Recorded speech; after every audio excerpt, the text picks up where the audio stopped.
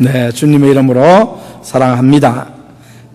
사랑하는 성도 여러분, 아도니람 저더슨을 기억하실 것입니다. 버마 랑군에 복음의 씨를 뿌리기 위해서 미국 매사추세츠주 살렘 태버나클 해중교회에서 저더슨 목사 부부를 선교사로 파송을 했습니다. 버마 랑군은 불교 지역으로 그리스도인이 한 사람도 없는 지역이었습니다. 그는 보스턴에 있는 큰 교회에 담임 목사로 초빙을 받았지만 그 청을 거절하고 버마 랑군에 가서 10여 년을 수고했습니다. 그러나 그 10여 년 동안 한 사람도 주님께로 인도하지 못했습니다. 그러나 저더슨은 낭망하지 않고 버마 말을 배워서 기독교 교리를 번역했습니다. 드디어 어떤 한 사람이 찾아와 저더슨의 마음은 들뜨기 시작했습니다. 그런데 찾아온 그는 단지 교리에 대해서 듣고 돌아가 버렸습니다. 또 한 해가 지났으나 여전히 한 명도 전도하지 못했습니다. 그러나 그는 포기하지 않고 성경을 번역하기 시작했고 그로 인해 건강이 나빠졌지만 번역을 계속했습니다. 그로부터 2년이 지난 후에 마침내 몽나우라는 사람이 죽게로 나와 침례를 받았습니다. 그러나 큰 시련이 따랐습니다. 버마 왕이 그를 투옥시켰고 아내와 아이들이 죽었고 그와 재혼한 아내마저도 세상을 떠났습니다.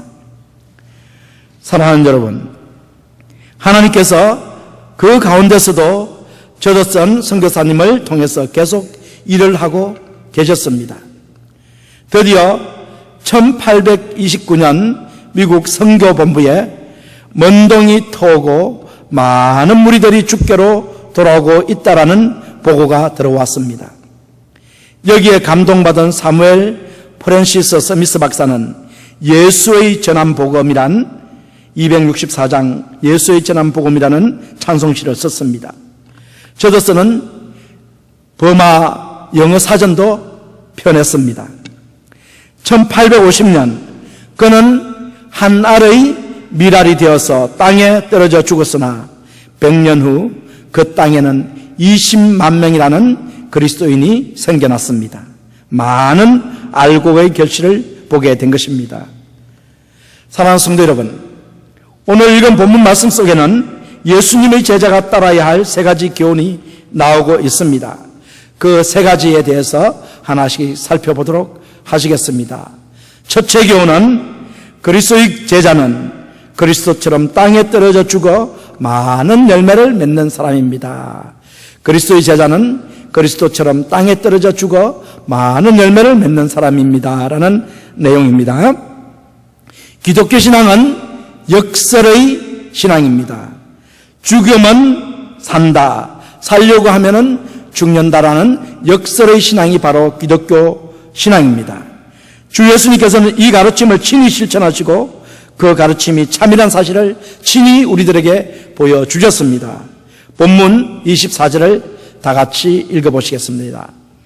내가 진실로 너희에게 이르노니 한 알의 밀이 땅에 떨어져 죽지 아니하면 한 알 그대로 있고 죽으면 많은 열매를 맺느니라. 이 말씀은 자연의 이치이지만 영적인 진리를 담은 말씀입니다. 주 예수님께서 친히 미랄 되시어서 많은 열매를 맺으셨다라는 사실을 여러분 기억하시기 바랍니다. 우리 주 예수님께서는 친히 미랄이 되셨습니다. 죄 없으신 하나님의 아들이신 예수님께서 땅에 떨어져 죽는 미랄이 되시어 많은 열매를 맺었습니다. 사랑하는 성도 여러분, 우리 주 예수님께서 땅에 떨어져 죽는 미랄 되신 것은 무엇을 의미하는 것일까요? 사랑하는 여러분, 왜 우리 주 예수 그리스도께서 땅에 떨어져 죽은 미랄이실 수가 있습니까? 왜 여러분은 그렇게 예수님이 미랄이라고 생각하십니까? 사랑하는 여러분, 기억하십시오. 그리스도의 미랄 되시면 십자가의 대속 죽음을 뜻합니다. 그리스도의 미랄 되시면 십자가의 대속 죽음을 뜻하는 것입니다. 마가복음 10장 45절을 다 같이 읽어보시겠습니다. 인자의 온 것은 섬김을 받으러 함이 아니요 도리어 섬기려 하고 자기 목숨을 많은 사람의 대속물로 주려 함이니라. 주 예수 그리스도께서 하나의 미랄이 되어 땅에 떨어져 죽어 많은 열매를 맺는다라는 것은 이 뜻입니다. 그리스도께서 많은 사람의 죄를 대신하여 죽임당하여 그를 믿는 자들을 죄와 사망의 권세로부터 구원하여 영생을 주신다라는 뜻입니다. 사랑하는 성도 여러분, 질문은 이것입니다.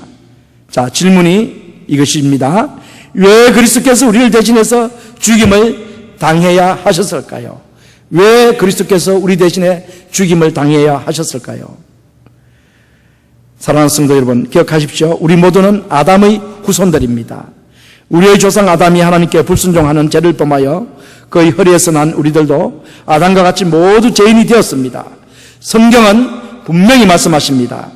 모든 사람이 죄를 범하였음에 하나님의 영광에 이르지 못하더니 한 사람으로 말미암아 죄가 세상에 들어오고 죄로 말미암아 사망이 왔나니 이와 같이 모든 사람이 죄를 지었으므로 사망이 모든 사람에게 이르렀느니라. 죄의 삭은 사망이라. 사랑하는 여러분, 그러므로 우리들은 원죄와 자범죄를 가진 죄인이며 죄와 사망의 권세 아래 있다라는 사실을 여러분 기억하시기 바랍니다. 히브리서 9장 27절에서 한 번 죽는 것은 사람에게 정하신 것이요 그 후에는 심판이 있으리니 라고 말씀하십니다. 죄의 삭스로 우리들은 죽은 다음에 심판을 받아서 둘째 죽음을 당하게 된다라는 말씀입니다. 둘째 죽음, 둘째 사망은 과연 무엇일까요? 그것은 영원히 꺼지지 않는 지옥, 불못으로 채워진 지옥에 던져질 절대절명의 이기를 둘째 사망이라고 말씀하는 것입니다. 요한계시록 20장 14절에서 15절을 다 같이 읽어보시겠습니다. 사망과 엄부도 불못에 던지오니 이것이 둘째 사망 곧 불못이라. 누구든지 생명책에 기록되지 못한 자는 불못에 던지우더라. 사랑하는 여러분, 여러분이 생명책에 기록되지 않으면 여러분들은 지옥의 형벌을 피할 수가 없습니다. 사람은 누구나 절대절명의 이기를 맞고 있습니다. 부자나 가난한 자나 젊은이나 노인이나 건강한 사람이나 약한 사람이나 남자나 여자나 학식이 많은 사람이나 무식한 사람이나 할 것 없이 모두 절대절명의 이기, 지옥 불못의 심판대 앞에 놓여 있습니다. 사랑하는 여러분, 위이기에서 우리를 구원하기 위해서 하나의 미랄이 되시어서 땅에 떨어져 죽어 많은 열매를 맺으신 분이 바로 우리 주 예수 그리스도십니다. 성경은 분명히 말씀하십니다.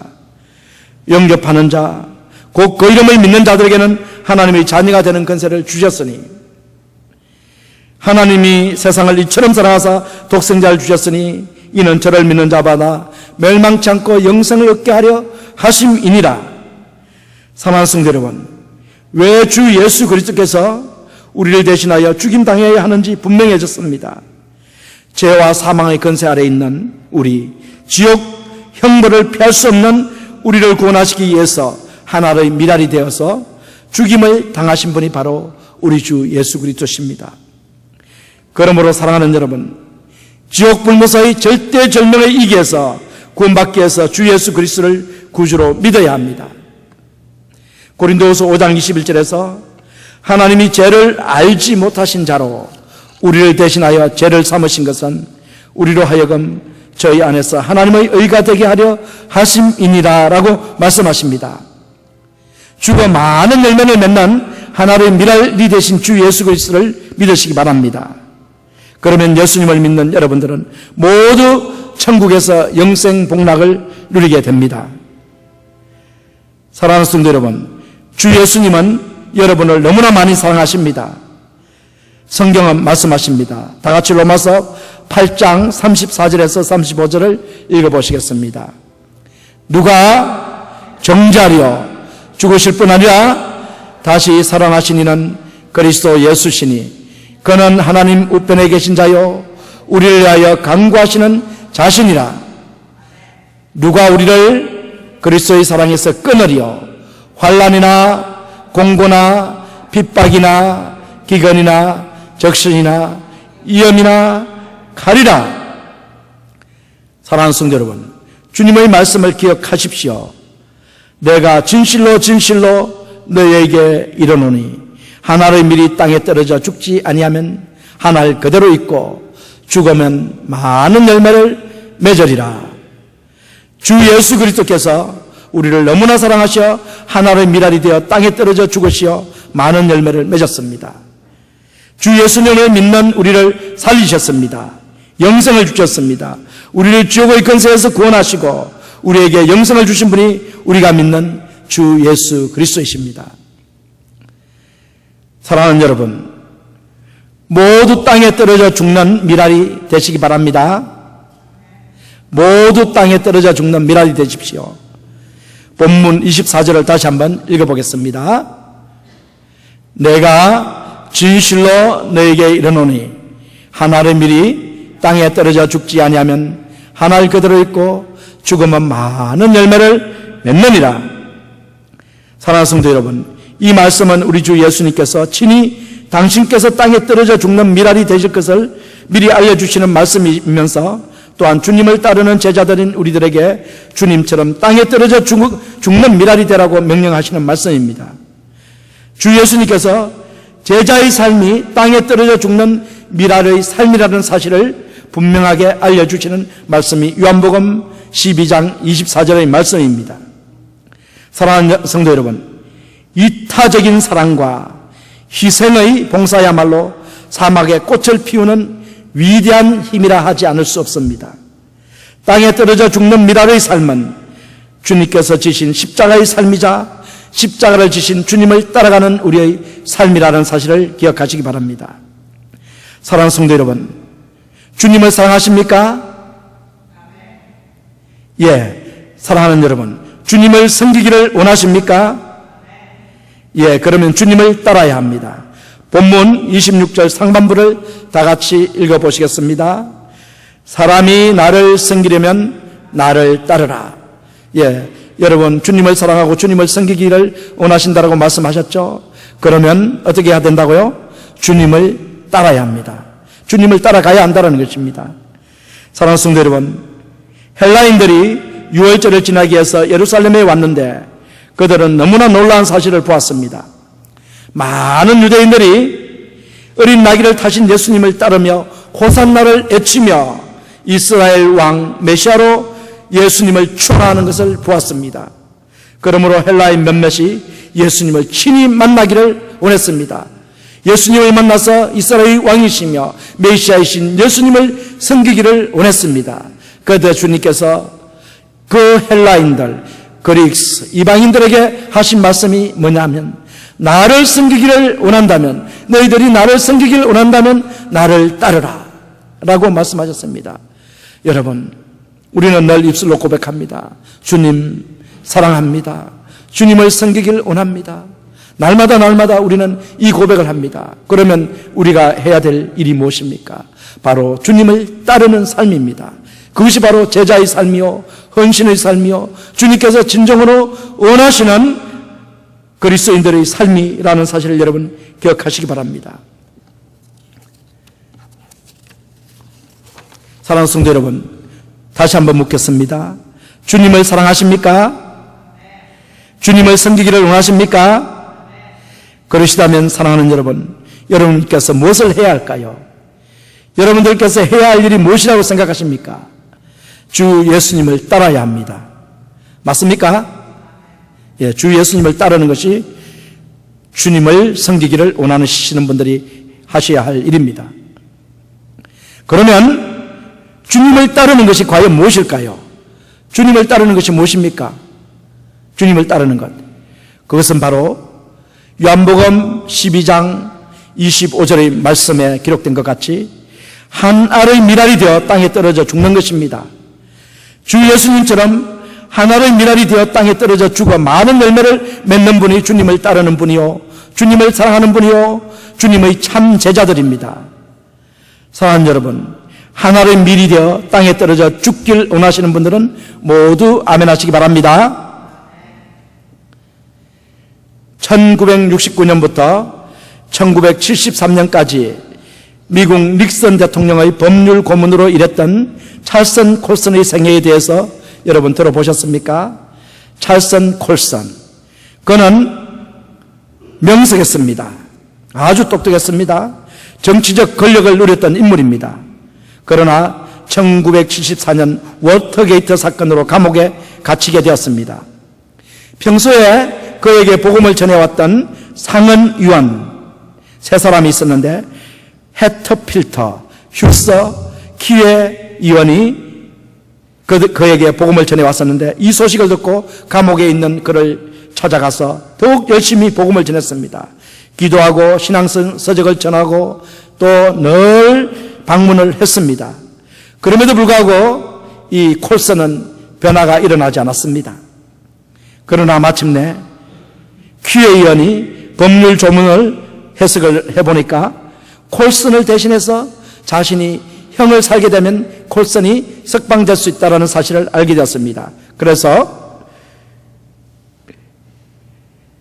법원에 자신이 형을 대신 살겠다라고 신청을 하는 놀라운 일을 했습니다. 그런데 유감스럽게도 법원은 이 키웨 의원의 신청을 기각시켜버렸습니다. 디스미스 시켜버리고 결국 키웨는 콜슨 대신에 형을 살 수 없게 되었습니다. 그럼에도 불구하고 나중에 이 콜슨이 이 키웨 의원이 자신을 위해서 형을 대신 살겠다라는 이 법원에 신청한 사실을 알고서 너무나 큰 감동을 받았습니다. 그때서야 이 키웨 의원이 믿는 그리스도가 진짜라는 사실을 콜슨은 알게 되었습니다. 예수님의 십자가의 구속의 사랑이 얼마나 큰지를 콜슨이 깨달았습니다. 말로만 하는 사랑이 아니라 키웨 의원의 너무나 구체적이고 희생적인 사랑을 받은 콜슨이 너무나 큰 감동과 신선한 충격을 받았습니다. 그래서 콜슨은 키웨 의원이 믿는 그리스도를 믿기로 결심합니다. 그가 예수님을 영접하고 거듭나게 되자 그의 생애는 180도로 변화되었습니다. 키웨 의원이 보여준 주님의 사랑을 몸소 실천하며 교도소에서 제일 하기 싫은 일이 죄수들의 옷을 빠는 일인데 그 일을 자청해서 도맡아 했습니다. 또한 죄수들에게 필요한 일이면 무엇이든지 도와주었습니다. 그는 결심을 했습니다. 평생을 감옥에 살면서 이 불쌍한 죄수들을 위해서 죄수들을 섬기며 키웨 의원처럼 사랑을 베풀며 살겠다라고 그는 결심을 했습니다. 사랑하는 여러분, 집안에서는 손가락 하나 까딱하지 않았던 인물 콜슨, 그가 거듭난 후에는 구전 일을 도맡아 하면서 남을 돕는 사람이 되었다는 사실을 기억하시기 바랍니다. 마침내 그는 종교적 노벨상에 해당하는 템플턴 상을 수상했습니다. 미국에서 가장 영향력 있는 복음 전도자들에게 주는 상이 바로 템플턴 상입니다. 과거에 불신자였던 예수님을 그렇게도 거부했던 이 콜슨에게 그 상이 수여된 것입니다. 사랑하는 성도 여러분, 이와 같이 콜슨이 포비움의 반점이 희게 되는 것보다 더 획기적으로 변화될 수 있었던 것은 오직 한 사람의 미랄이 있었기 때문입니다. 하나의 미랄이 되어 죽기를 원했던 키웨 의원의 이 헌신이 있었기 때문에 이 콜슨이 획기적인 회심을 하게 된 것입니다.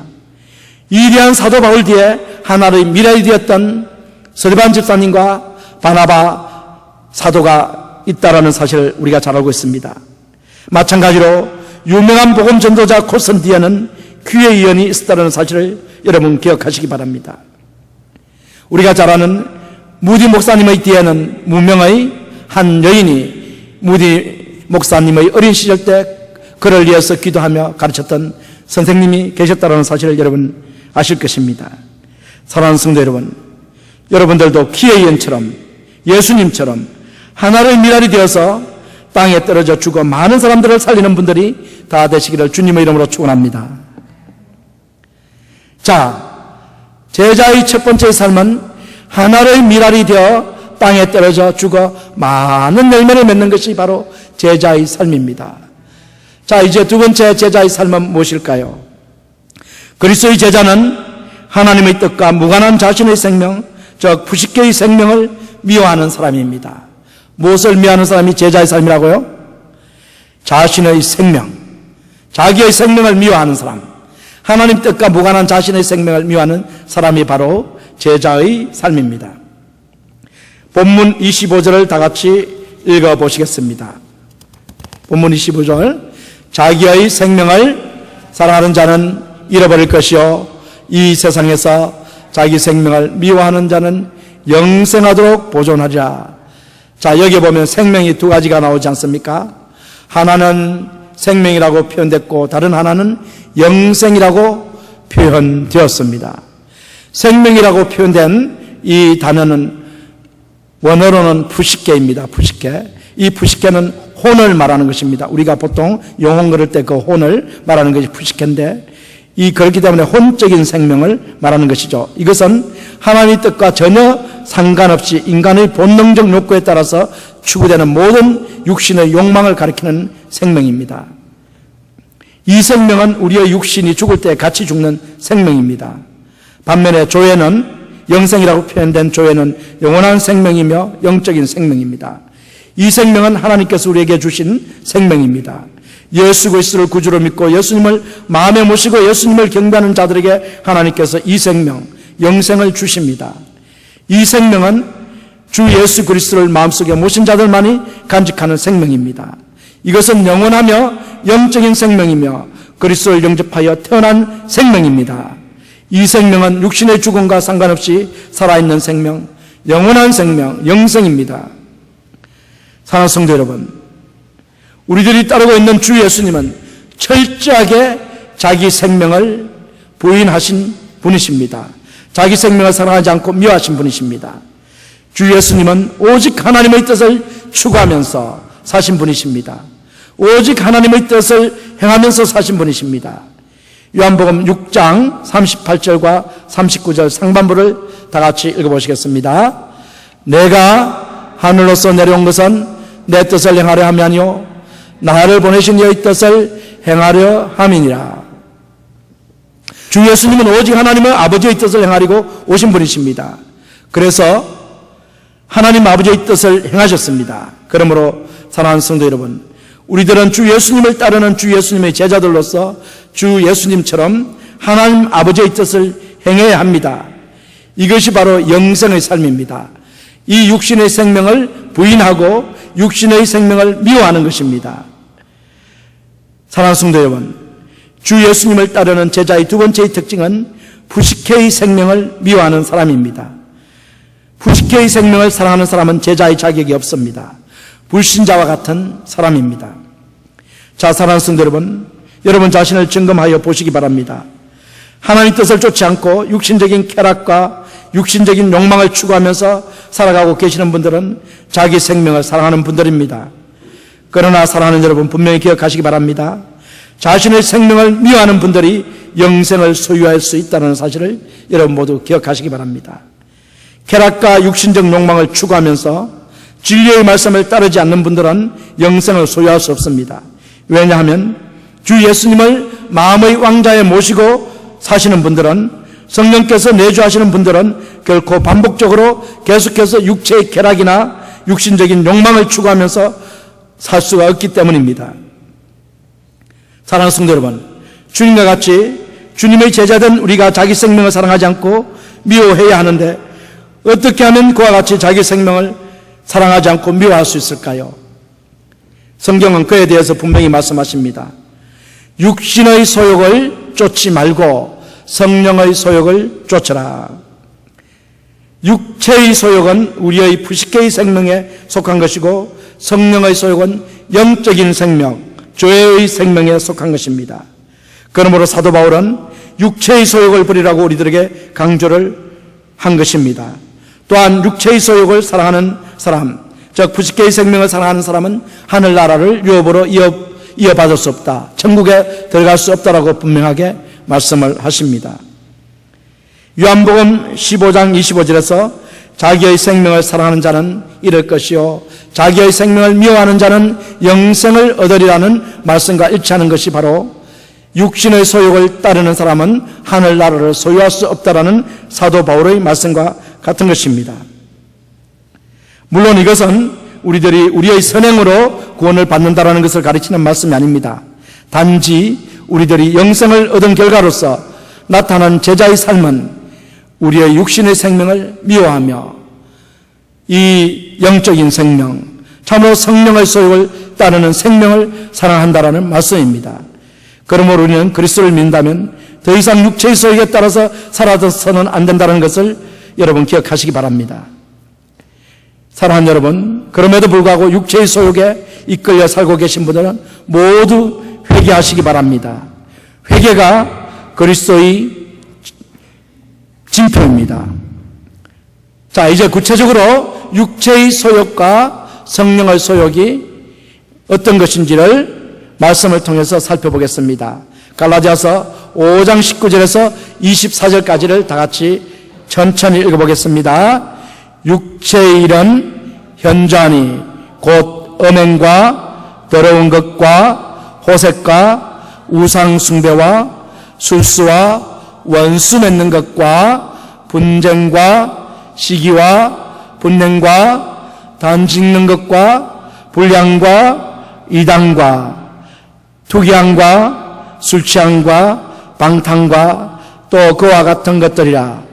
전에 너에게 경계한 것 같이 경계하느니 이런 일을 하는 자들은 하나님의 나라를 유업으로 받지 못할 것이요 오직 성령의 열매는 사랑과 희락과 화평과 오래 참음과 양성과 충성과 온유와 절제니 이 같은 것을 금지할 법이 없느니라. 24절 그리스도의 예수의 사람들은 육체와 함께 그 정과 욕심을 십자가에 못 박았느니라. 여러분들은 어떻습니까? 육체의 소욕에 해당되는 것들을 많이 버리셨죠. 완전히 버리게 되면은 바로 여러분들은 영적인 생명으로 충만해지는 것입니다. 그리고 여러분들이 반드시 기억하셔야 될 것이 뭐냐면은 성령의 소욕과 육체의 소욕은 한 배에 있을 수가 없다는 것입니다. 여러분들의 한 몸 안에 성령의 소욕과 육체의 소욕 이 추구를 동시에 할 수 없다는 것입니다. 물과 기름처럼 절대로 섞일 수 없는 것이 성령의 소욕과 육체의 소욕입니다. 그렇기 때문에 육체의 소욕을 거부하지 못하는 것이 있으면 성령의 소욕에 따라서 우리가 살 수가 없는 것입니다. 그렇기 때문에 성령의 소욕대로 성령의 인도하심을 따라서 살길 원하시면 단호하게 육체의 소욕을 끊어버려야 되는 것입니다. 예를 들자면 미워하는 마음과 이 사랑하는 마음 두 개가 여러분 마음속에 같이 있을 수 있을까요? 마음속에는 같이 있을 수 있겠지만은 행할 때 미움과 사랑을 동시에 행할 수 있겠습니까? 절대로 행할 수 없습니다. 미워하는 사람은 미움을 행할 수밖에 없는 것입니다. 그렇기 때문에 여러분들 속에 정말로 성령의 열매를 맺기를 원하신다면 성령의 열매 사랑을 맺기를 원하신다면 그 미움을 제거하고 사랑을 행해야 되는 것입니다. 그러면 성령의 열매를 여러분들이 맺을 수 있는 것입니다. 사랑하는 성도 여러분, 뻐꾸기의 울음소리가 왜 슬프게 들리는지 아십니까? 뻐꾸기의 울음소리. 뻐꾸기 한 마리가 나무 위에 앉아 슬피 울고 있었는데 그때 여기까지 앉아있던 비둘기가 물었습니다. 비둘기가 뻐꾸기에게 물었습니다. 왜 그리 슬피 우십니까? 배가 고프신가요? 뻐꾸기는 한숨을 토해내며 말했습니다. 내 새끼들이 나를 알아보지 못한답니다. 내 새끼들에게 이런 대접을 받을 줄은 정말 몰랐어요. 노년이 너무 쓸쓸합니다. 비둘기가 다시 물었습니다. 당신이 언제 새끼를 낳으셨나요? 둥지에 알을 품고 오랫동안 앉아있는 모습을 저는 본 적이 없습니다 하고 이 비둘기가 뻐꾸기에게 물어보았습니다. 뻐꾸기는 부끄러운 표정으로 대답을 합니다.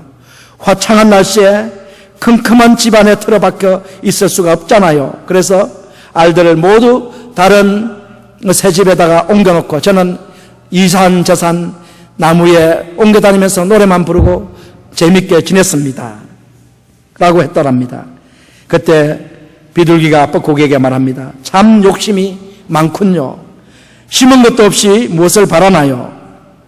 사랑하는 성도 여러분, 알을 품지 않은 뻐꾸기가 새끼를 거느릴 수 없듯이 육체의 소욕에 따라 살면 결국은 영생을 소유할 수 없습니다. 우리들이 입술로 고백하는 주 예수님에 대한 신앙이 마음의 신앙이 되어서 우리의 행동과 습관과 인격이 되어 나타나야 합니다. 주 예수님을 믿고 따르는 제자들은 육체의 소욕을 따르지 않고 성령의 열매를 맺게 된다는 사실을 여러분 기억하시기 바랍니다. 인도의 성자 선다싱의 일화로 잘 알려진 내용입니다. 그가 어느 날 히말라야 산맥을 넘어 네팔로 전도를 나섰을 때 친구 한 사람과 같이 히말라야 산맥을 넘어가고 있었습니다. 그런데 산 중턱에 이르렀는데 어떤 한 행인이 쓰러져서 얼어가고 있었습니다. 그러나 아직 살아 있었습니다. 이 선다싱이 너무나 불쌍해서 친구에게 이 사람을 우리 얻고 같이 이 히말라야 산맥을 넘어갑시다 라고 친구한테 요청을 했습니다. 그런데 이 친구는 선다싱의 이 요구에 거절을 합니다. 우리도 지금 얼어 죽을 판인데 어떻게 이 사람을 얻고 이 히말라야 산맥을 넘어갈 수 있겠습니까? 라고 하면서 거절을 했습니다. 불쌍한 이웃을 도우라는 성령의 음성을 거절할 수 없는 선다싱은 친구와 한참 싸우다가 결국 친구를 먼저 가도록 하고 그는 추위에 떨면서 쓰러져 죽어가고 있는 행인을 등에 들쳐 업었습니다. 얼마 동안 걸었을까요? 한참 동안 행인을 업은 채 산길을 걸어가다 보니 먼저 떠났던 그 친구가 길에 쓰러져 죽어 있는 것이 아니겠습니까? 그 친구는 혹독한 추위 때문에 자신의 체온을 유지하지 못하고 얼어 죽은 것이었습니다. 그러나 선다싱은 자기가 들쳐업은 사람의 온기 때문에 오히려 땀을 흘리고 있었습니다. 두 사람의 체온이 얼어붙은 추위를 녹여 무사히 산을 넘어갈 수 있었다라는 간증을 선다싱이 하고 있습니다. 사랑하는 여러분, 기억하십시오. 성경은 분명히 말씀하십니다. 자기 생명을 사랑하는 사람은 이럴 것이요 자기 생명을 미워하는 자는 영생을 얻을 것입니다. 사랑하는 성도 여러분, 에쿠아도르 강가에 자기의 젊은 피를 뿌렸던 선교사 엘리엇은 이렇게 간증을 했습니다. 내가 진짜 붙들고 있을 수 없는 것, 내가 진짜 붙들고 있을 수 없는 것, 어차피 놓아버릴 수밖에 없는 것을 붙들려고 애쓰는 것보다 어리석은 사람이 어디에 더 있겠는가. 그러나 절대로 잃어서는 안 되는 것, 그 영원한 것을 얻기 위해서 생명을 버리는 것은 결코 어리석은 사람이 아니다. 이 간정처럼 이 선교사 엘리엇은 자기의 젊은 피를 에쿠아도르 강가에 뿌리고 많은 사람들을 전도하여 하나님께로 인도했습니다. 사랑하는 여러분, 기억하십시오. 자기 생명을 사랑하는 사람은 잃을 것이요 자기 생명을 미워하는 자는 영생을 얻을 것입니다. 자, 지금까지 그리스도의 제자의 두 가지 특징에 대해서 말씀을 드렸습니다. 첫째는 땅에 떨어져 죽어 많은 열매를 맺는 사람이 그리스도의 제자요, 둘째는 자기 생명을 미워하여 영생을 소유하는 사람이 그리스도의 제자입니다. 이제 세 번째 그리스도의 제자의 특징을 말씀드리겠습니다. 그리스도의 제자는 주 예수님께서 함께 하시는 사람입니다. 주 예수님께서 함께 하시는 사람이 그리스도의 제자입니다. 본문 26절을 다 같이 한번 읽어보시겠습니다. 사람이 나를 섬기려면 나를 따르라. 나 있는 곳에 나를 섬기는 자도 거기 있으려니 사람이 나를 섬기면 아버지께서 저를 귀히 여기시리라. 자, 바로 주님을 따르는 사람, 주님을 섬기는 사람은 어디에 있느냐면 주님 계신 곳에 있게 된다라는 주님의 약속입니다. 주님 계신 곳. 자, 이 얼마나 놀라운 사실입니까? 이 말씀은 마태복음 28장 20절 B에 나오는 말씀하고 같습니다. 그 말씀도 한번 같이 읽어보겠습니다. 28장 20절 하반부, 볼지어다 내가 세상 끝날까지 너희와 항상 함께 있으리라 하시니라. 이 말씀은 12 제자에게 주님께서 하신 말씀이죠. 이제 온 세상에 복음을 전하도록 파송을 하시면서 주님께서 내가 너희들과 항상 함께 있겠다라고 약속해 주신 말씀이 마태복음 28장 20절 하반절입니다. 이 말씀처럼 오늘 요한복음 본문 26절에서 말씀하십니다. 나를 따르는 자, 나를 섬기는 자로 나와 함께 있게 될 것이다. 자, 예수님께서 우리와 함께 하시는 영역은 세 가지입니다. 첫째는 주님께서 우리의 이 세상 모든 생활 속에 함께 하십니다. 주님을 위해 우리가 사역하는 현장에 주님께서 함께 하십니다. 핍박당하고 환난 가운데 있는 우리들에게 함께 하십니다. 둘째는 이 세상의 마지막 날, 심판의 날에 주님께서 우리와 함께 하십니다. 셋째는 우리들이 천국에 들어가면 주님께서 우리와 영원히 함께 하십니다. 영광의 면류관을 쓰신 주 예수님께서 우리에게 생명의 면류관을 씌워주시고 우리와 영원히 함께 사실 것입니다. 사랑하는 성도 여러분, 위대한 설교가로 잘 알려진 스펄전 목사님은 그의 생애의 말년에 투병을 해야 했습니다. 그때 한 성도가 병문안을 하려 들렸습니다. 그리고 그에게 목사님에게 이러한 말을 했습니다. 목사님, 많이 아프시죠? 목사님, 이렇게 위로를 했을 때 목사님께서 대답을 합니다. 네, 너무 아픕니다. 이 고통은 이루 말할 수 없습니다. 그러나 주 예수님은 제가 이렇게 아플수록 더욱 가까이 제 곁에 와 계십니다. 라고 스펄전 목사님이 대답을 했습니다. 그는 자신의 힘든 고통 가운데서도 놀라운 주님의 사랑을 늘 체험하고 누리며 살았다라고 고백을 하고 있습니다. 사랑하는 여러분, 주님을 섬기는 여러분, 주님을 따르는 여러분, 주 예수님께서 늘 여러분 곁에 계신다는 사실을 기억하시기 바랍니다. 사랑하는 성도 여러분, 지금까지 주님의 제자의 특징 세 가지에 대해서 말씀을 드렸습니다. 그 세 가지를 요약하면, 첫째, 그리스도의 제자는 그리스도처럼 하나의 미랄이 되어 땅에 떨어져 죽어 많은 열매를 맺는 사람입니다. 둘째로, 그리스도의 제자는 자기의 생명을 사랑하지 않고 미워하는 사람입니다. 셋째는, 그리스도의 제자는 그리스도께서 늘 함께 하시는 사람입니다. 사랑하는 성도 여러분, 이 세 가지의 특징을 잘 기억하시어서 그리스도의 참 제자가 되시기를 주님의 이름으로 축원드립니다. 사랑하는 성도 여러분, 그러나 참 제자가 되는 길은 우선적으로 주 예수님을 영접한 후에 될 수 있는 것입니다. 그러므로 이 자리에 아직도 주 예수님을 영접하지 않으신 분들이 계시다면 예수님을 여러분의 구주로 영접하시기 바랍니다. 그러면 주 예수님께서 여러분의 모든 죄를 용서해 주시고 여러분들을 의롭다고 인정하시고 하나님의 자녀로 삼아 주십니다. 이와 같이 예수님을 영접하여 하나님의 자녀가 된 분들은 주 예수님의 제자가 될 수 있으며 참 제자의 복을 누리며 살 수 있습니다. 먼저 주 예수님을 구주로 영접하시는 놀라운 축복을 여러분들 입으시기 바랍니다. 다 같이 기도하시겠습니다.